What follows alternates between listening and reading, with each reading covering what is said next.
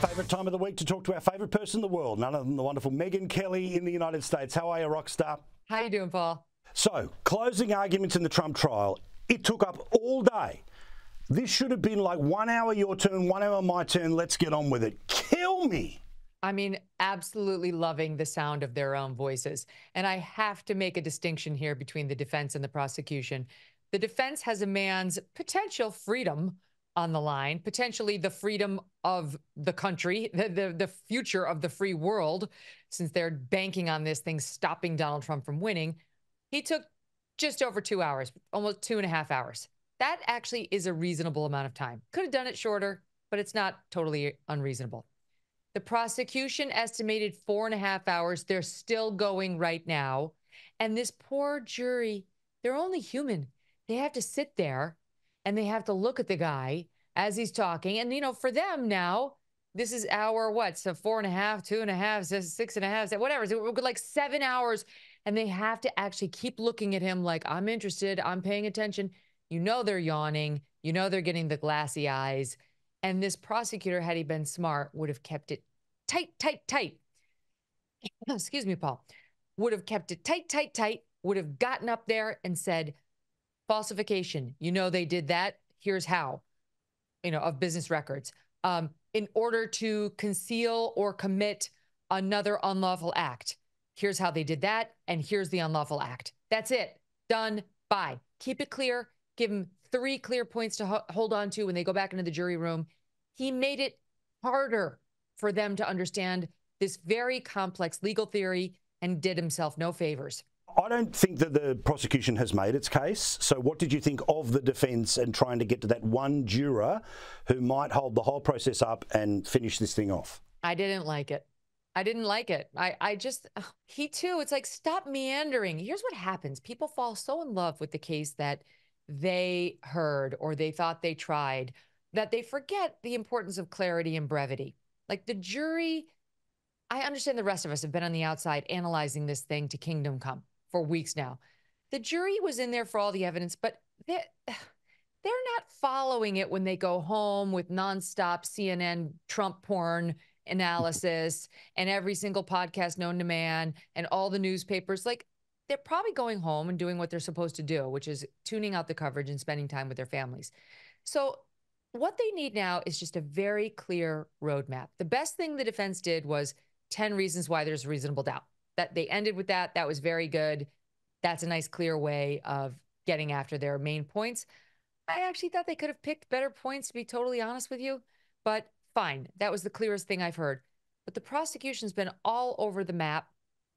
And still, Paul, I think they'll be rewarded for it. Because as you and I have discussed, the case really comes down to the jury instructions and the verdict form. And that judge is going to lead this jury right to the water that reads guilty. You know, come here, horsey, drink from the fountain of guilt. It's right here. And there have already been some rulings behind the scenes. We have yet to see the jury instructions. He hasn't released them, even though they are the public's business. But we understand, for example, that the prosecution proposed a jury instruction, and we've read that the defense did not object, which seems impossible, and I really hope is wrong. If so, Trump's going to have an inassistance of counsel grounds for appeal if he loses. But there is a suggestion in these jury instructions that a general intent when it comes to proving the fraud count is enough. That's not true. In the law, there needs to be a specific intent when you're talking about a fraud case. And the only areas in which they say a general intent to defraud, like, gee, I'm just going to commit a fraud. I'm going to commit a fraud today on just like some general people out there. I don't know who. The only times where the courts allow that, and the Supreme Court just only recently upheld this, is in connection with dough, financial frauds, money, which isn't even arguably the case here. So who specifically was Trump defrauding?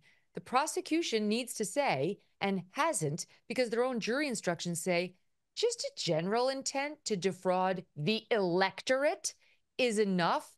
And it seems like the defense didn't argue that point, and that's how this jury is going to be instructed. That's just one of what I guarantee will be many problems with these jury instructions that, as I said, will lead the little horsies right to the fountain of guilt. And what about the garbage outside today? Robert De Niro, officially sent by the Biden campaign, makes himself look like an idiot and reminds us why Trump is so popular. It's so stupid. It was colossally stupid. If you're going to send somebody to go speak outside of the Trump trial, make it someone who's universally beloved, like a Michelle Obama. You know, she's not universally loved. She's not loved on the right. But I'm saying, like, at least within the left and the center left, and maybe even some center righties. Robert De Niro has gone so hard partisan over the past 8 years. He is like example number one of Trump derangement syndrome. He's one of those, I'm moving to Canada if he wins, and he's never going to leave the White House if he wins. We're going to have Trump forevermore. I mean, hello, I hate to break it to you because I realize you're advanced age too, Robert, but people die. So he will leave. One way or the other, he's going to go. And in the not too distant future, even if Trump says he shouldn't have to. But in any event, he didn't do that the last time, Paul. Can you really picture a scenario in which Trump is more determined to hold on to power than he was at the last time in 2020, going into 2021? And what did he do ultimately? He left. He did leave. He did it under protest. He was a baby about it. He pouted and then some, but he left. But this is the latest narrative from the left, that he will never leave. And on top of that, they bring out two cops who were there on January 6th at the U.S. Capitol who are, I mean, rabid Trump haters who are on CNN every night telling another terrible story about Trump or their feelings about it. So it's like no one's listening to them, like literally nobody. And so the other plan that we learned today that the White House has is that apparently Joe Biden, Mr. I'm not involved in any of this, even though I just sent my campaign to make comments about the trial at the trial site, is when and if Trump is convicted, prepared to deliver a statement himself from the White House, which is totally inappropriate and totally stupid. Only in recent eras, like the recent era of Barack Obama, have we had presidents feeling the need to comment on legal cases. That used to be a hard no-no in the United States. Our presidents stayed out of the criminal justice system.